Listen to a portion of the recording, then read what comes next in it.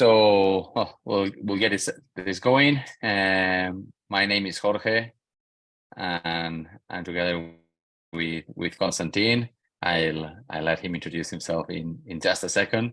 Wanted once again thank you all for joining. And well, the idea for today is to discuss around the planning session that most of us have ahead of us in the upcoming months.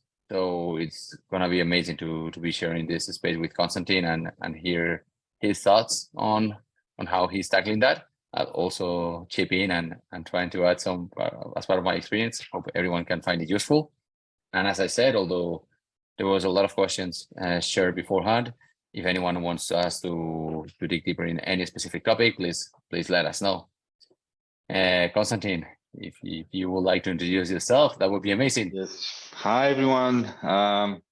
I feel great to be here today with Jorge. Hopefully, we're going to share a lot of interesting insights for you. My name is Constantine. I'm one of the co-founders of Payhawk and also the CFO of Payhawk. Thank you very much, Constantine. From my side, I'm Jorge. I'm also co-founder of Abacum, and really happy to be spending some time discussing around planning. I don't know. Probably Constantine. Maybe all of them know about Payhawk. I don't know if you want to give a couple lines of what you do before we jump directly into the questions. Yeah, of course. So Payhawk is a business spend management solution. If I need to put it briefly, in order for a company to be successful, it needs to be managed very well, which means the company needs to have timely and accurate information, and the company needs to manage their spend very well. And these are problems that are pretty much agnostic of company size, of geography, or industry. And actually, lack of good spend management usually causes a lot of issues with all departments within the company that are not functioning efficiently or as efficient as they can possibly function. And this ultimately leads to a lot of value being wasted. We help companies manage the process with our solution. They can issue company cards, they can set strict spend controls, pay bills with wire transfers, extract and match all transaction info and push it into their accounting system. So we really ensure that businesses have a real-time visibility and control of their spend. Cool. No, it's a great solution. Can say by experience. From our side, Abacum, it's a financial planning solution. So we wanna make finance teams their heroes in the organization by helping finance teams, make better decisions faster and more efficiently. We do that by becoming the single source of truth. We pull in all the data that companies need in order to do financial planning, and that means that helping with all the reporting, actual versus budget, as fast as possible and efficiently, really easy to share insights across the organization. Plus, be able, helping you provide and build your own forecast, budgets, scenarios, etc. And well, with no further ado, let's jump into those questions. Constantine, I have here the list of questions. I'll be reading and going through them, but please also, if you want us to tackle any concept, please let us know. And again, the same for the audience. The first thing that the audience wanted to us to talk about was the long-term trends on macroeconomic factors, and how those are taken into account in the next planning session.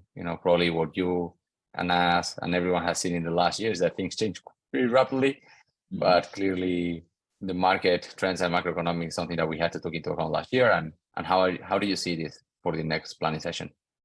Yeah, well, I think at least what we're observing is we see a somewhat still volatile and unpredictable market environment.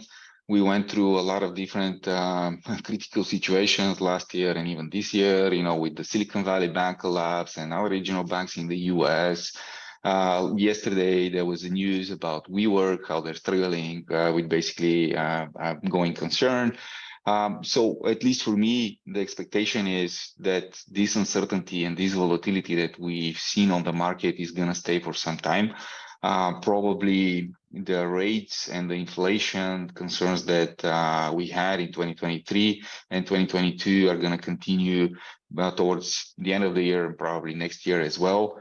Personally, I expect interest rates to continue to stay high, at least for the foreseeable future, let's say in the next 3 to 5 years.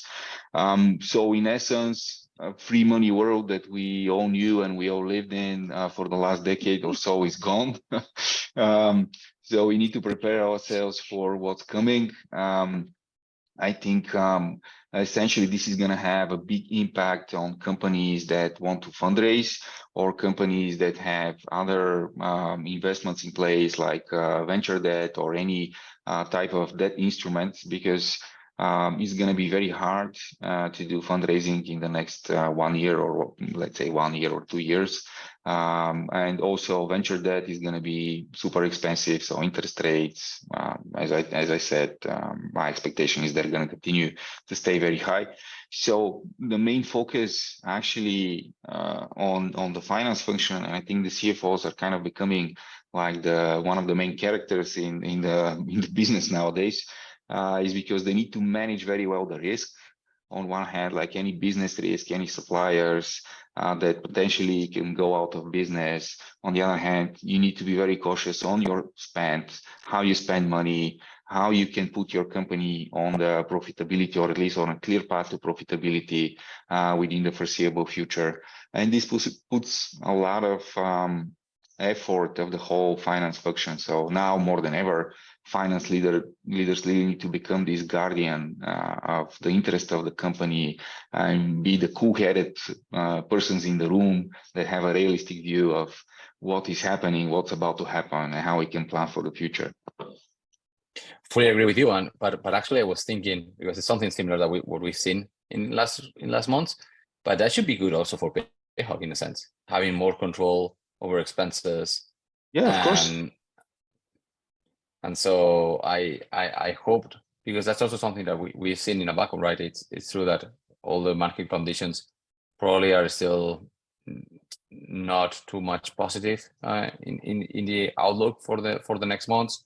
As you were saying, interest rates should remain high because inflation still it's pretty high, and the economies around the world are proving to be more resilient, except maybe Germany and some others, but there is the US and Southern Europe is still quite hot, which probably would put pressure on the central bank and the Federal Reserve to keep interest highs.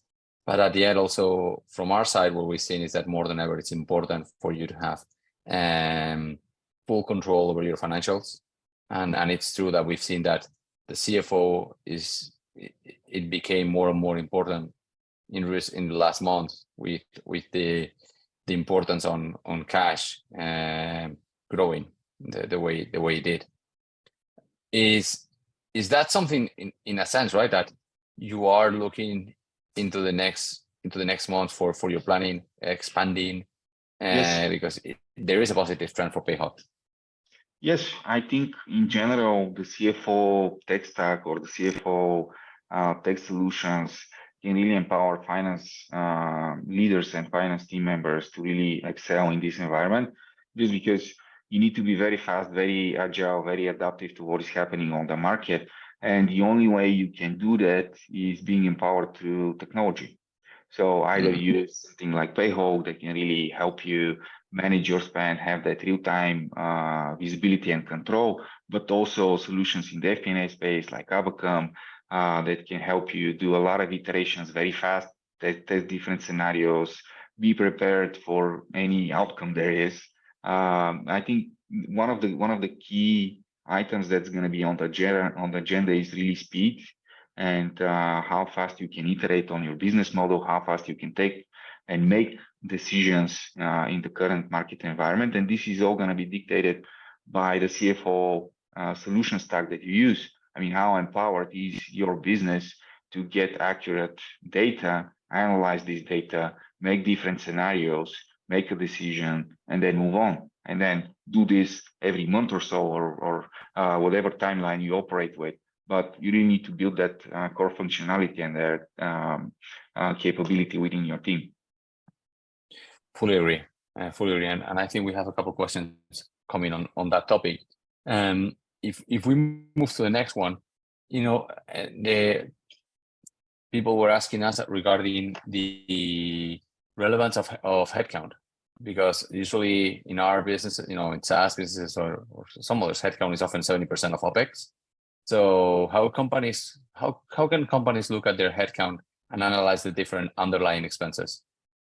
What is the best way to track this? The hiring plan. So the first question, it's how to look at the headcount and analyze the different underlying expenses. Is this something that you look closely at Payhawk? Yeah, we look very closely at this. Essentially, we tie all of our headcount planning and decisions with the goals of the business and with the traction we see, the revenues and the growth and etc.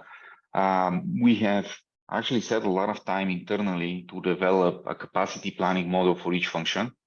And this is how we prepare our planning.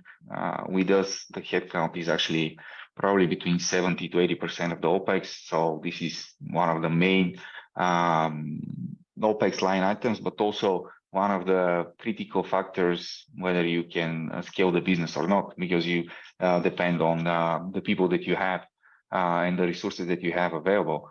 The simplest example maybe I can give is with our support and compliance functions, where we have built these capacity plans and models. In essence, this means a certain team member can have a maximum capacity of X, and we have the number of customers that we are currently serving. We have a plan for the future, and based on this, we can plan the different capacities in the team, and also even in a different jurisdictions and territories that we operate.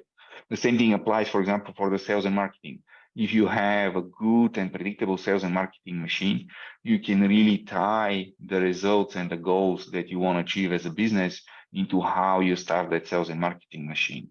R&D is something, again, that is very closely connected to the roadmap that you have. So how many engineers you need to build the features that you want to build, where you want to take the company this year, but also having a plan for the next 2 or 3 years down the road, what solid foundations you need to build in terms of technology, in terms of teams, in terms of internal competences.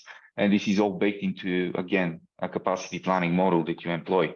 I think the key here is really to build those models, really develop this expertise on how your business functions and when you need to add additional team members and when you need to scale up and hit on the gas. But again, the key thing is really to analyze this on a very frequent basis, because things change very fast, and see what are the assumptions, see whether some of the assumptions are still accurate or not, fine-tune the model. So spend a lot of time with the different departments, really understanding the business drivers and the levers that move the needle, and then adjust the model and apply it. Fully agree. I think for us, and probably as many other companies out there, right, as you were saying, Konstantin, earlier on the free money we had earlier on of grow at all cost, now it became everything regarding efficient growth. And for us, was a matter of making sure that as we scale, we do it efficiently. And so as a company, we moved into preserve cash and make sure we had enough runway to hit our goals, and made sure that every function in the company was working as efficiently as possible. So not only scaling once clearly, you're going to do it, and I'll repeat myself, efficiently, right? And so making sure in sales that every rep was, not only hitting, but probably overachieving their quotas before looking to hire anyone else. And the same for operations, right? Try to stress and try to make sure that the team is working as efficiently as possible. And plus the product also had that in mind. And so for us, we, as analyze the different underlying expenses, that it was part of the question that made me think that it was around making sure that every headcount that you're gonna incorporate into the company is worth it, right? And it's gonna have a positive ROI at the end of the day. And what is the best way to track this hiring plan? I think it's making sure that companies have full control over any additional headcount that is approved. Make sure that it's that as CFOs or the finance team is fully aware of that, and there is an alignment and approval process between everyone, the CEO, managers, the finance team. So any new position needs to be approved, or if it's not part of the budget, clearly discussed to understand why the need of this position, what it's going to do, a scorecard, and the positive ROI that I was mentioning earlier. I don't know, Konstantin, if you have any specific process while that through your work you do track your hiring plan. Absolutely. I mean, I fully agree with you. So we have a hiring plan, and in general, the whole concept of a budget doesn't mean that just because you have something in the budget, you need to spend the money or you need to hire the person. I mean, you obviously need to do all the different recalibration of how the business is tracking, because you might be planning to expand your support team tenfold, but if the customers are not there or you're not scaling that quickly, then this might not even make any sense. And the worst case scenario is over hiring a lot of people, really bringing this burden into the whole company on how we onboard, how we train these people, how we set these people for success, and then leave those people without any meaningful work just because you overhired and then there was no really need for those people to be hired in the first place. So this is something that we monitor very closely. We have a plan for the year and we adjust it accordingly based on the signals we see from the market and based on our traction. And anything that we need to add on top of this budget that we have is a separate process where someone needs to justify in a pretty big detail why they need an additional headcount, what's causing this, how is this going to solve the issue? Because sometimes actually hiring more people is not the right answer. Sometimes it might be just automating processes or maybe doing something completely different. And it might be the case that actually hiring more people is going to create more damage down the road rather than spending more time now to automate a process or to see what other solutions out there are available. That's become critical. Fully agree, right? In this new era of efficiency, making sure that anything you do it's on the as efficient as it can get. The next question, I think it's tackling on some of the items you were mentioning earlier in the conversation. How can finance leaders build agility into their planning process? What strategies can ensure planning is not only a multi-month exercise, but also ensure that plans can be adjusted quickly? Yeah, that's actually a great question. What we have built very early on is we have very strict deadlines on how we close months and report actuals and update our models.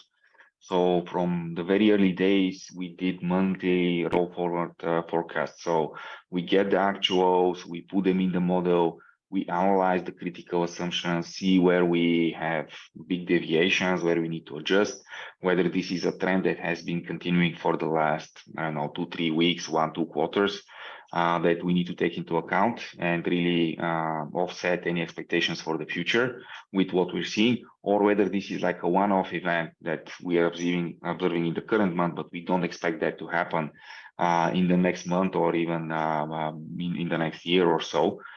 So this is an exercise that really depends on how fast you can get inputs. And by inputs, I mean not only financial inputs, because a lot of the assumptions we make in the business plan are really around customer activation, how we onboard customers, how we expand customers, what is the sales cycle. The entire funnel metrics play a very big part on how we model our business.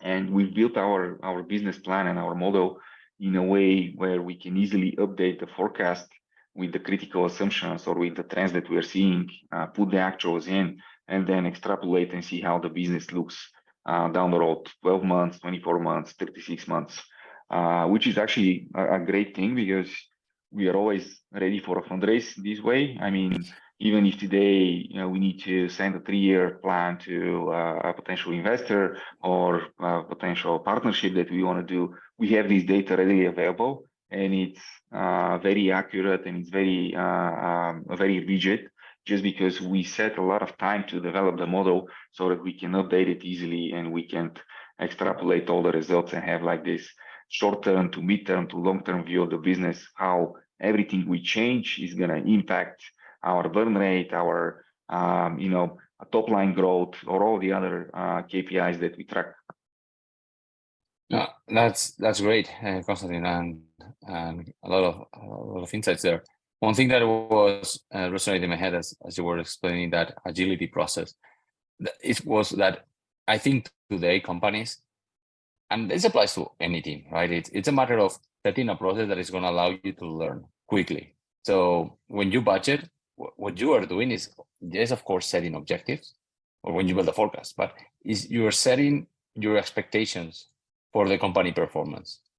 So for me, what is really important in organizations is that when you are not hitting your goals and when you are overachieving your goals, is you are understanding what is changing, what are the things that have changed on your business. So you need to act accordingly. So at the end, what you need to expect, the conversation that you want to have every month with the different budget owners, is around what we've learned, what we thought was going to happen, and what are we going to do. And this way, you always are going to have meaningful conversation across the organization, and it doesn't become just a planning process or setting objective or setting a budget. It's a matter of, okay, we are all together, we are acting as one team, and what we are trying to ensure is the best performance of the company. And so the mindset constantly is, okay, what I've learned, what I need to change, what we'll do, and then you set out a new hypothesis, what is going to happen. And so this way, I think companies are moving away from yearly budgets, which are more rigid, to a more agile process, rolling forecast, however you want to call it. But for me, what is important is if you manage to change the mindset of the business, and sometimes, I don't know why, I don't know if it's only happened to me in previous experiences, but finance teams were seen like the bad guys sometimes. Okay, now here comes the CFO going to tell me that I didn't meet my goals, right? And you change the conversation towards, okay, what you learned, why you didn't hit your goals, what are you going to do, what are you going to change, and then what do you expect that will happen, which then you're doing setting new objectives, right? Which at the end, every month, whenever you reassess and you see the company. And I think that if you manage to get the company under this mindset, plus what you were saying, right, that if you manage to do it in an agile form, and you were mentioning earlier technology and having the system, the processes to make sure that that's efficient, it will allow you to be always ready. If someone asks for your numbers, for your for your strategy 1 year, 3, 5 years down the road, you'll always have an updated version that is actually the other thing that was extremely useful for me was to make sure that the numbers that you are looking into in the company are the ones that investors are looking. Because if not, you have to do double the work, right? If you are looking to internal numbers and then the investors are looking to other numbers, it's really hard for you to make sure that every number it has it rational, and then you can defend it, which is way more efficient. Is if the information you are sharing outside is the same information you are looking internally, because this way you know all your numbers by heart, and you are fully 100% sure that all the numbers are correctly updated. Yeah, I would actually take it a bit step further, because in my view, and what I've seen this, and it doesn't really matter again on the size of the company, is different functions within the company tend to operate in silos and tend to have different definitions for the metrics that they're tracking. So we spend a lot of time really collaborating with all the different departments and invest a lot of times into really explaining that finance is not really your enemy, but we can empower you to really understand what's driving your success or your failure, so that you can either hit on the gas or take a step back and reassess and really make things work. And one of the key aspects here is really have the same definition. So, for example, if I'm building a model and I have a definition about what a sales accepted lead or a sales qualified lead is, but then the sales guys or the marketing guys have a totally different definition that doesn't match what I'm building, then essentially we're going to be comparing not apples with apples, but apples with something else. And then it becomes a blame game, like, oh, these are not the correct numbers, I'm having some other numbers. So you really need to have this alignment across the board in the different organizations. And you start with how you report, how you define the different KPIs and the different metrics, and basically have everybody on board why is this important? I used to, unfortunately now I don't have the time, but I used to help a lot of startups really kickstart in their business plans and how they prepare their budgets, and really help them with some of the FP&A work. And one of the main pushbacks I was constantly having is why we need to do this. Why do we need to even plan? I mean, I know my business, but when you start asking questions and you come from a very unbiased view from a finance leader, and when you start asking questions like, why do you think this is going to happen? What are the assumptions? How is essentially your business tracking, and what are the drivers that you can really hit to accelerate or reduce any inefficiencies, essentially? Then people start thinking, oh, okay, so it's not really about the budget or the business plan, but it's really about understanding the business first and seeing what we can do to grow the business and to make it super efficient. 100%. Again, Constantine, love that, and love the insights, and taking a lot of notes also to be implemented internally. But I don't want to oversell, but I think that's something that we help in Abacum with, making sure that everyone has the same definition and the same number. Because one thing that frustrated me the most when before Abacum was doing that constant discussion with marketing or sales. How do you calculate CAC? No? And marketing, I don't recognize those numbers. And I'm like, okay. And then you spend 15-20 minutes of the meeting making sure everyone is aligned on those numbers. Christian made two really good questions. I'm gonna tackle one, actually the last one he made, because I think is related. So Constantine, Christian is asking us, how do you deal with being too lean? 2 people supporting 1 billion in revenue, producing 92 budgets for the year. Doing a rolling forecast would take too much time to do, given the time size and volume of locations and departments. I personally, Christian, I 100% agree with you. That's so finance teams, if you become too lean, it's really difficult sometimes to support the business the way you probably want to do. Then you need to leverage in technology and processes. So if you don't scale in people and support to help you produce some of the documents or files or Excel files that you need in order to move to a rolling forecast cadence, for example, you need to invest in technology. So unfortunately, it's impossible to do it. Like, I'm not going to scale in people, nor I'm going to implement tools to do that. At some point, and the situation you are describing is actually extremely lean, right? From my experience, and so you'll stick to the number of functions or initiatives that you can tackle only between the two of you. Personally, I would assess, right, in a way, okay, if I'm not able to scale in people, I need to scale in process and technology and systems, which are today available. But then the company and the team will have to invest to implement those, the change management, because it will mean moving away from current reporting, which probably is based on Excel and Google Sheets, and move to other systems, but also going into other processes and thinking about Payhawk, right, and having your expenses fully automated and sync with your, in example, NetSuite account, because that's what we have internally at Abacum, right? So making sure that process is as efficient as it can, because that's the only way in which you're going to be able to keep a lean structure. Sorry, Constantine, I jumped ahead, but I don't know if there's anything else. Yeah, I think you provided a great input. Solving any issues like this is really getting to the core pain point that essentially the business or the organization is feeling. I mean, if you have only 2 people managing a very big amount of revenue, then you really need to think about, okay, how dynamic is my business? Can I really afford not doing monthly forecasts and deep dive analysis if there are not a lot of moving parts and the business is super mature, very easy to forecast, very easy to operate, and essentially plan for, then maybe this is okay. I don't know.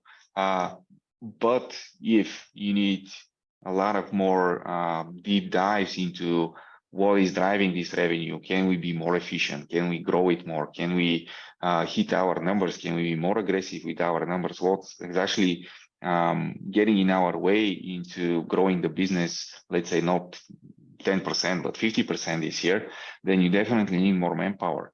And this is something that essentially the management of the company needs to realize, because the actual pain point or the actual problem that you're solving is not really building the forecast, but really having timely insights and analysis to the business that can help them make valuable decisions in time.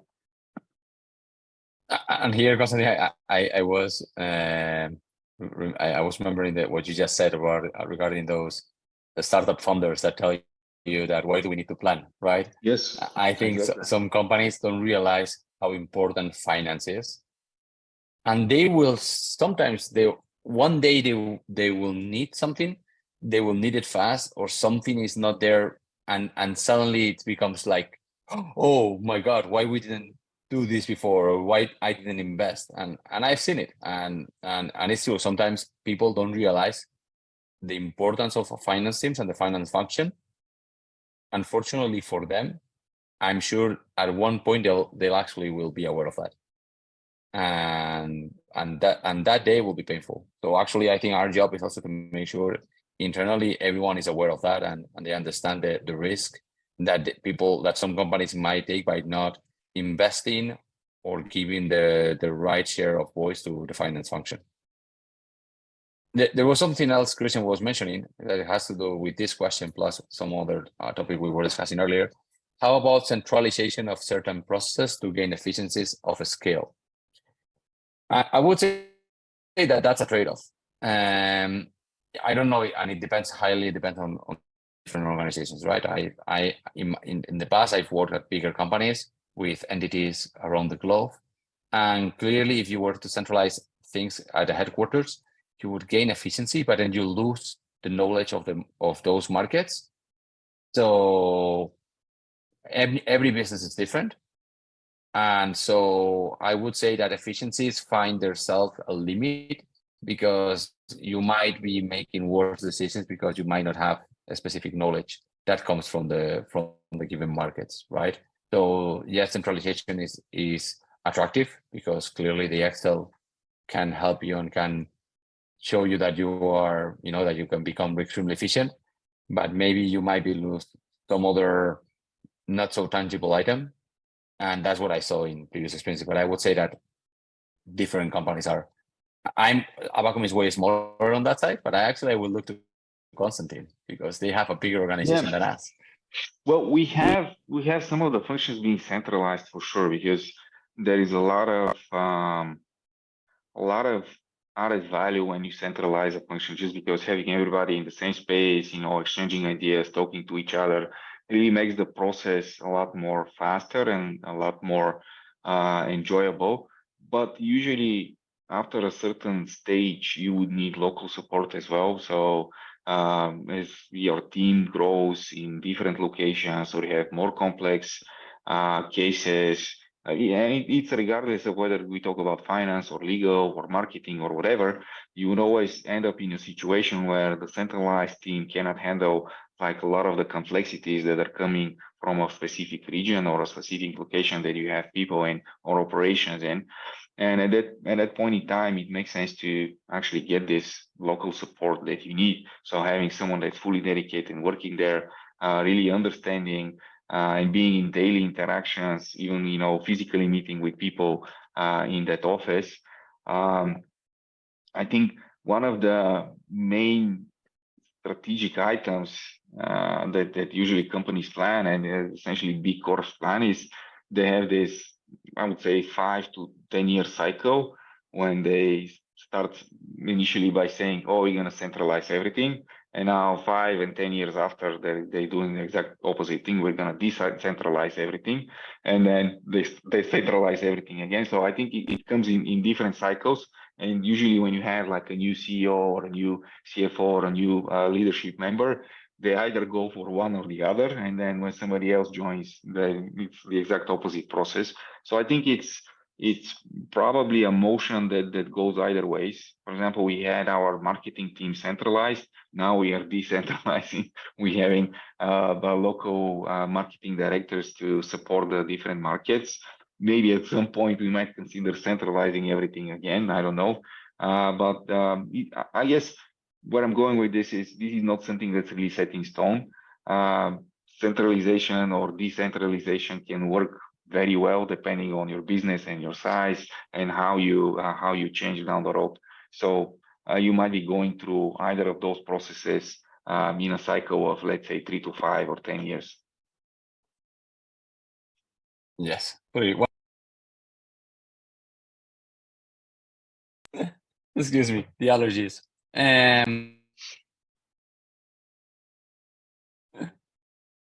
Moving to the next question we have here. So how can companies think about adjusting revenue targets and moving other levers such as pricing or product development to drive expansion ARR or impact ACV?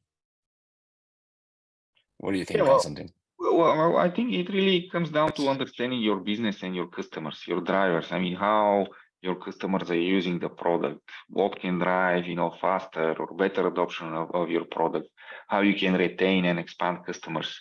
And essentially what's also a very key part of this is how you incentivize your team so that the team goals are aligned with what you want to achieve as a company. And this really means a lot of honest conversations with your customers, a lot of feedback that you want to be getting on a constant basis.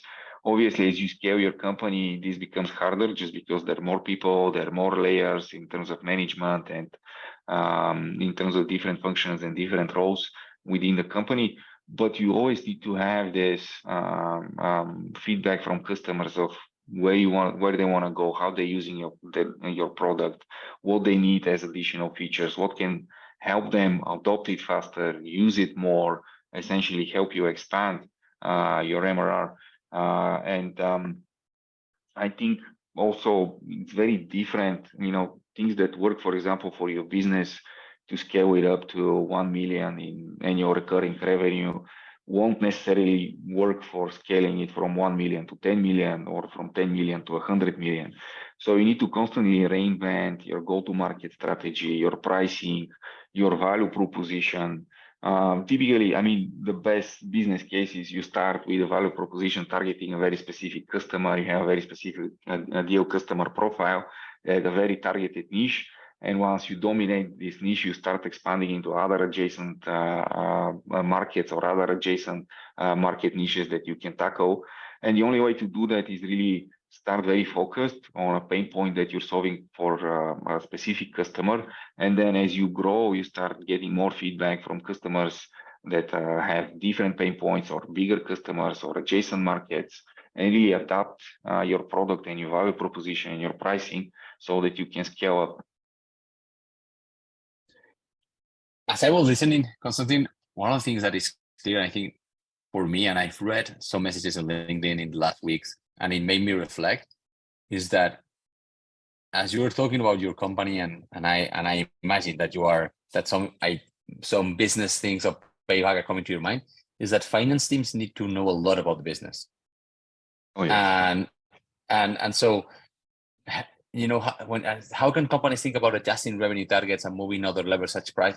What it means is that finance needs to know the business, and you need to know and understand how the business is moving. Because if mentioning something that I was talking earlier regarding that, partnering with the organization to understand what is happening when you are not meeting your objectives, and to propose and to challenge ideas back.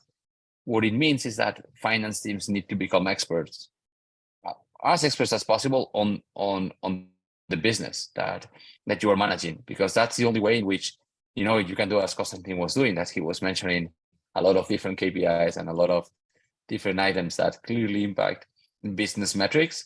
And so that for me is critical. And I think and it's quite funny. I've been reading some messages in LinkedIn recently, and now hearing you, Constantine, it clearly is, it's something that everyone I know today in the audience, but also any finance team out there, I hope that they understand how relevant, how important it is for you to understand those business KPIs.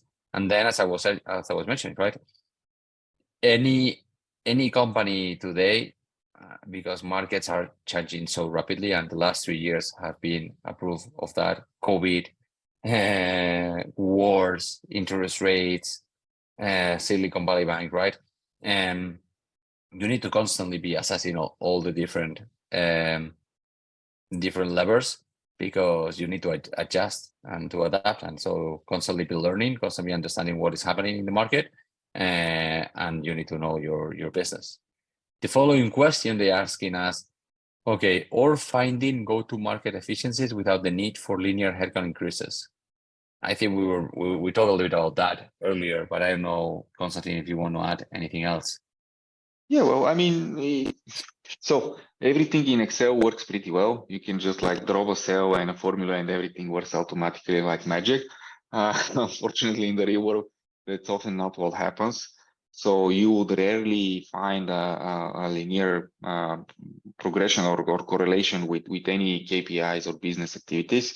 Usually something works pretty well for a certain stage, and then you hit a plateau, and then your the value add of any additional headcount or any additional investment in a particular go-to-market channel starts to diminish.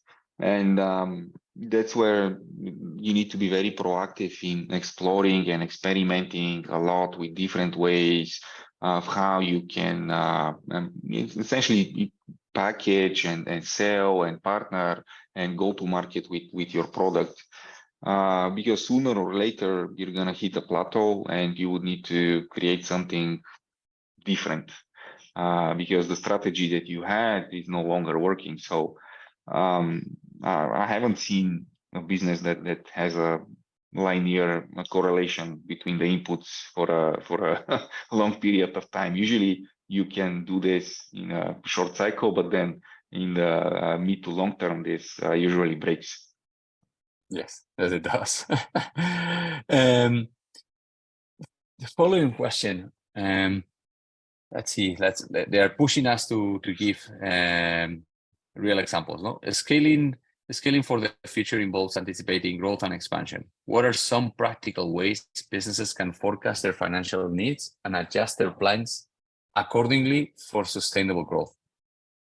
For us, it was, and I don't mind saying, we changed our KPIs. And so, for example, NDR, gross margin, CAC payback.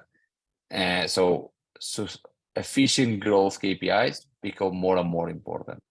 And so for us, it's a matter of, and Konstantin mentioned that, alignment. He mentioned that word earlier on. I think that for us was key. So on one hand, we had to implement and incorporate key KPIs that brought the sustainability, the efficiency, in its definition, plus making sure the whole organization, the leaders, they understood the relevance, they understood why it was important, and they were gonna follow those operational mantras to make sure that now the company was pushing to achieve those goals, and they were internalizing all what it meant, what it meant to be focused on those efficiency KPIs, as I was mentioning, the CAC payback, the burn multiple, and all that stuff, because clearly changed the way we had been scaling from the early days in Abacum. I don't know if you constantly change anything on how you manage it with the business. Yeah, I mean, we had probably 20 iterations on the business model and the pricing within the first 3 or 4 months. So even before we went live with our product, we were iterating probably on a weekly basis. I mean, now we're doing the same thing, not with the same frequency, but we're constantly updating and adjusting. But I think the only way to do that as a finance leader or as a finance professional, and to get back to what you were saying earlier, Jorge, I'm a huge fan of the idea that finance leaders need to be very good business partners. And for me, this is the number one priority. I mean, my job is not to do the debit and credits, but my job is to really understand the business. And I can tell you, both me and my team spend a lot more time talking to different departments and doing a lot of cross-functional work so that we know what's happening in the business and what are the drivers behind the business. And we can do our work and plan and do sensitivity analysis, be very fast on any changes, really create this backbone that everybody can rely on. Like, it doesn't matter what happens, we are prepared. But the only way to do that is really get outside of your comfort zone and try to be the best business partner out there. I guess the main purpose of today's finance function is really to understand the business and to help the business strive and grow and be as efficient as possible. Debits and credits and reporting obviously play a huge part in that, but that's not what's going to move the needle. What's going to move the needle is you getting out of your office, talking to the people from marketing, understanding why the R&D team is planning a certain feature, like what is going to drive in terms of top line growth, or in terms of is this going to make our product stickier. And those are all areas that are typically not associated with finance. They're associated with other metrics. They're associated with other essentially functions and other expertise. But in today's world, you need to understand those as well. Otherwise, you can't do your job. 100%. And actually, it's going to be funny. The next question, I think it's almost for you, Konstantin, because you were talking about your business plan earlier on. What is the right balance of assumptions between inputs and assumptions when planning for expenses? How can teams put this into action in this planning cycle? Well, I don't think there is a golden rule like have 50 assumptions and 100 inputs. It really depends on how predictable your business is and how fast your business changes. I mean, the last thing you can afford right now is to be static. You can start with something simple and you can expand down the road in terms of the complexity of how you do your business plan. But this definitely needs to be driven by your business. I mean, how complex is your business? How volatile environment that we live in today is impacting your business, and how fast you need to make changes to your business plan.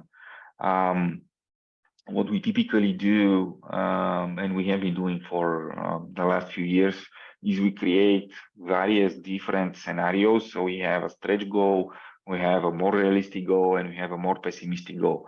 But we spend a lot of time really drilling down into what are the critical assumptions behind each of those scenarios, and what are the theses that support each of those scenarios.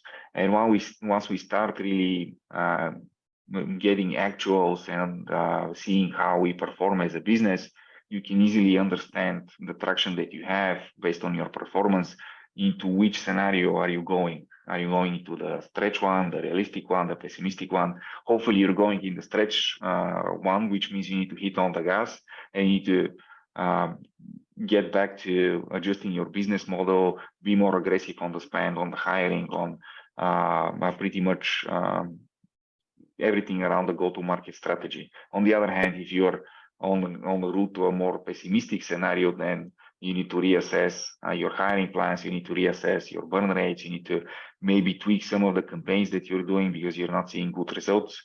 Really focus on the ones that are performing well. Yes. That for me translated in something we also mentioned earlier on. I always try to push, and I remember in more complex organizations than probably Abacum, I asking for budgets to different organizations, different teams, or revenue sides, different product lines, and they were having their own plans, in a sense, their own models to forecast their business line, right? And then at the end, what I was trying to do as I was consolidating that into my spreadsheet, into my Abacum tool, is I push to make it as simple as possible. Also to choose those KPIs that are actually the ones that will move the needle, because at some point also it doesn't make sense when you are forecasting or planning to have 1,000 different KPIs, because who knows, right? But also because every month you're going to have to maintain it. And as Konstantin was saying earlier, right? If you try to be always ready for investors, you need to make sure that you have the right amount of information, but also that allows you every month to understand each different KPI. Because if anything that you send to investors or you report to anyone, you might be asked. Someone would ask a question regarding any of that information that you've shared. And it's nothing worse for a finance team or a finance leader to be asked, hey, Jorge, what happened with this KPI? And he's like, oh, God, I didn't look into that, So for me, it was a matter of, okay, I was working on a budget, maybe teams were doing, their own models and it was extremely complex. Okay, hey, guys, let's make it as simple as possible. What are the relevant KPIs? What are the ones that every month we need to keep track, that we need to understand? And I was also working, on my own interest, because as I was building my reports, my financial models, I knew that anything that I'll share later, it will be an exam for me. So, I was trying to make things easier for myself. But at the same time, it needs to be powerful in order for you to be able to explain your business. So that for me, it always helps, because probably finance teams, we might tend to overcomplicate sometimes other stuff. And you always have this threat of bringing too much analysis and bringing too much numbers. But then you need to realize and be aware of those trade-offs of exactly what is moving the needle, make the exercise of understanding the business, understanding exactly what is going to be moving the needle later on, and also every month, what are the information that you want to keep track and you want to understand and assess. I absolutely agree with you. Oh, sorry, Konstantin, go ahead. Absolutely agree with you. I was just gonna make a analogy to, receiving an email that is like 10 pages scroll with all the different items. Like, nobody has time to go through this. I mean, you need to have a clear message with like 4 or 5 bullet points that everybody can understand and relate to. Otherwise, you're just creating noise in the system that nobody really cares about. And it's usually, this is the hardest part of the job, is really finding what those 5 or 4 or 6 points are really, or KPIs really are, and not spending time on the other things that are just creating noise. Yes, it is. 100%. This one we actually started thinking about earlier on at the beginning of the conversation. If you need to raise capital during 2024, how should you think about this in your plan? What challenges does this create, and how should companies think about the trade-offs? And you, Konstantin, started talking about this earlier on, so I'm going to give you the start. Yeah, I think we talk about a lot how the sales cycles in general are getting longer because of the uncertainty on the market. But it's the same trend with the investment cycles, just because there's still a lot of money out there into VCs and private equities and basically all different types of investment companies and funds, but they're very cautious on how they spend their money. Just because they now need to show very tangible results. They can no longer rely on, we can easily create our next fund because money is free and nobody really cares on the performance that we generate. Essentially, the investors are in the same boat that the companies are in. I mean, they need to fundraise, essentially, so they need to show results, and the only way to show results is to have very, very good investments. Now, what is a good investment has a totally different definition nowadays than maybe 2 years ago. It's not all about top line growth. Ideally, investors want to have it also. You need to have top line growth, profitability, very good unit economics, zero competition. This is really exists out there on the market. I think it really depends on the stage at which the company is. So in the early stage, you can probably just sell your vision of what your product is going to look like, the pain point that you're solving, the ideal customer profile, how big is the market, how you're going to become the gorilla in the market, and etc. But for example, at the stage that we're currently at, after Series B round, it's a very numbers-driven process, especially in the SaaS industry. It's a very numbers-driven process. So investors can simply look at your pitch deck and your data book, and they can make an assessment whether to move forward or not within 24 days, just because the metrics are very crystal clear. How efficient you are in terms of growing the business, but also having good unit economics, good customer acquisition cost, payback period, burn rate, rule of 40, and all the different metrics that are essential for the SaaS business. Some of them I would consider very like vanity metrics, but some of them are really core in how you operate. So if you plan to fundraise, essentially you need to build a dashboard where you monitor all of those metrics if you're at that stage as a company. And you need to see whether those metrics are good or not. If they're not good, what you can do to improve them. And investors tend to be very picky nowadays, so the cycle is very long. You need to start early on, approaching investors, even just keeping in touch with them, sharing them what you're building, what you're doing, how you're doing, but then really focus on the metrics and how you can move the needle there. Well, I think that applies even for us, right, as a company, as a VC-backed company. But and what you were saying, Konstantin, how that translates, or how I was understanding it was, make sure if you are on a Series B and your fundraise is going to be really metric driven, as Konstantin was mentioning, make sure that what are the goals you need to hit earlier on, and then make sure your company is tracking against those goals every month, because it's clearly where the company needs to be to fundraise. So do that job. Plus, make sure you have runway, because it's going to take time to do the round. And the other thing that I think all of us need to take into account, companies have been delaying going into the market a lot.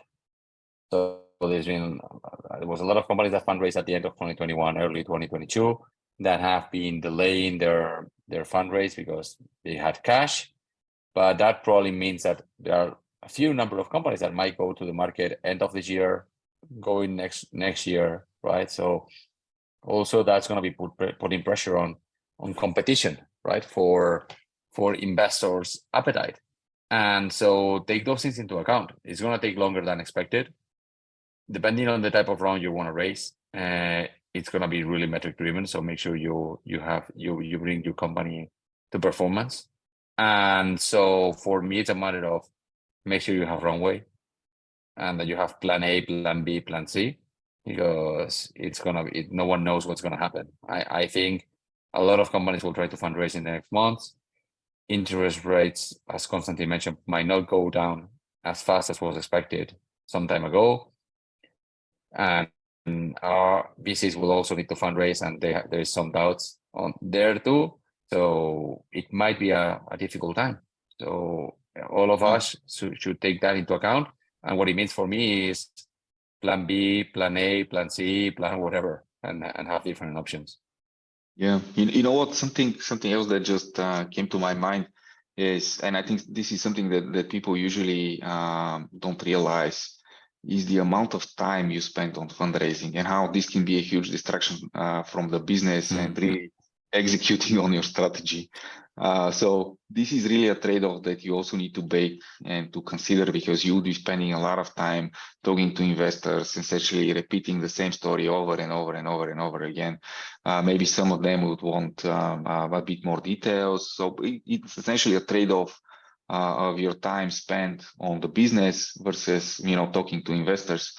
And this is typically something that people don't consider. I include myself in this bucket as well, because you usually think that things are going to go very straightforward, very easy, but usually you end up spending a lot of time on the fundraising process. 100%. It's quite destructive and it takes a lot of time. So we are 2 minutes over time. I wanted to give time, to the audience, if anyone wants to ask a last minute question.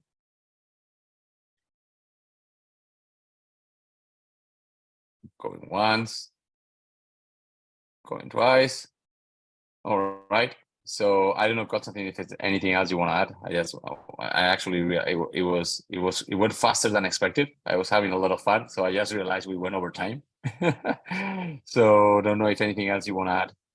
No, it was just great chatting with you. Hopefully, we provided some valuable input for the participants. And I don't know. I mean, if somebody wants to ask a question down the road, they can easily find me on LinkedIn.